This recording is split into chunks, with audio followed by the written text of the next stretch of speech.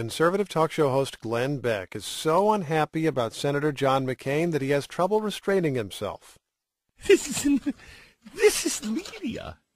This is the media. What has the media been telling us? Oh, no, he's a real conservative. No. He's not a flip-flopper, no. Which Beck does not believe. Beck describes himself as independent, not Republican. He's among those conservatives deeply suspicious of the likely Republican nominee.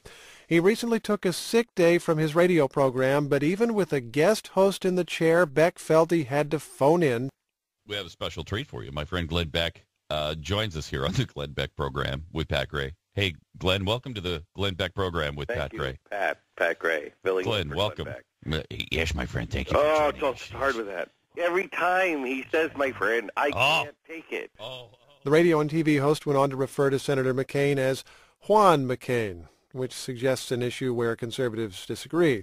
Immigration is one of many issues on which they're working to define their future. And Glenn Beck is our latest guest this week as we sample some conservative thinking. Can you tell me how long you've considered yourself a conservative? Oh, I've always been a fiscal conservative, I guess, but most of my life I'd be your typical liberal that was, hey, whatever went, mainly just to keep my own options open. I was kind of like, I don't know, I might need that. Let's keep that one on the table. I started becoming more socially conservative, I guess, when I sobered up. I'm a recovering alcoholic, so in the mid-'90s, I started to try to figure out what is it that I actually believe, and then try to be consistent on everything. And as I tried to become more and more consistent on everything that I believed, I found myself becoming more and more socially conservative as well. Well, was there a period in this evolution where you considered yourself more of a straight-up Republican than perhaps you do at this moment? Oh, I think I bought into the BS that these parties actually believed in what they said for a while. I think when I was really young, I considered myself a Republican because of Ronald Reagan. But the party of Ronald Reagan has been missing. It's kind of like the Republicans now are like, where did I put those values I used to believe in?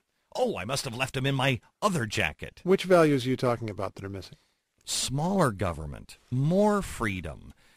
Somehow or another, they've developed and morphed into this party that is for bigger government, more spending. We can solve all your problems. Real conservatives don't believe that.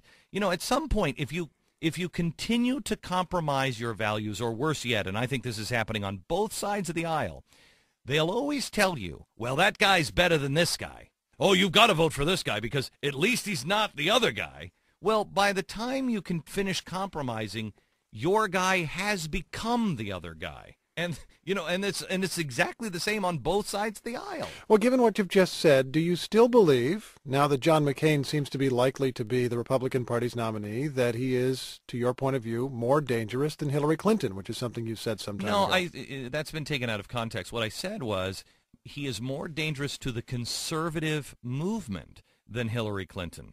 Hillary Clinton, you know what you're getting from her. Who she is, she actually believes in things, and I think John McCain believes in things, but they're not conservative. Because I'm a recovering alcoholic, when I bottomed out, I realized I don't have anything that I really own. And I remember distinctly thinking, if people would trust me again in my private life, in my business life, that would be my lifetime accomplishment. That's the president that we need. Say what you mean and mean what you say. Oh, now, it's interesting. You've used that alcoholism analogy in some other context. You've said that you had to bottom out as an alcoholic before you could begin to recover, and I believe you suggested somewhere that you think the conservative movement might need to do the same thing. I do. I think the more we enable these parties to tell us one thing and do the other, we are adding to their alcoholism. They're not drunks. They're addicted to power. Stop enabling them. Let them bottom out. And this is tough medicine. Let Barack Obama get in. Let them put these policies in. It will either work or it will be a disaster. Do you think that if Barack Obama, say, were elected and enacted policies that you view as disastrous for 4 years, that could be good for the country in the long run then? Oh, no, I don't. No, I don't think so. I don't. Or think good for the any conservative movement, perhaps. I don't think, look, here, I I don't think it would be good for the country. I do think that it would be good for the conservative movement in this way. Jimmy Carter gave us Ronald Reagan. Bill Clinton gave us Newt Gingrich. Every time there is this swing to the extreme, the other side comes back with real conservative values, and you start to move forward again.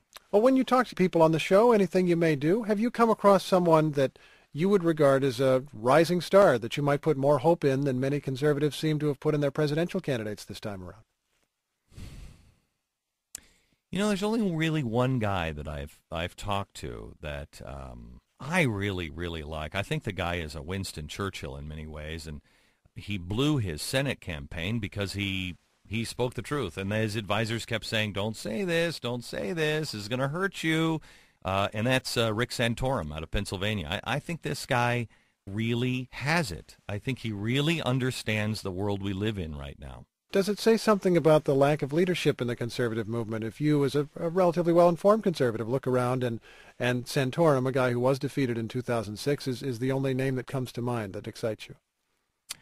Oh, yeah. It says that the Republican Party, I think, put their eggs into a George Bush basket and said, well, this is good enough, and it's not good enough. You must have a set of values that go beyond just one event.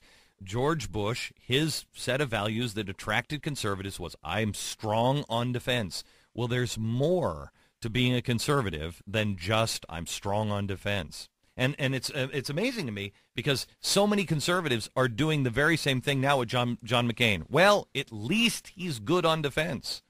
Well, what else? Glenn Beck, it's been fun talking with you. Oh, it's been great. Thanks, Steve. Talk show host Glenn Beck is author of An Inconvenient Book, Real Solutions to the World's Biggest Problems.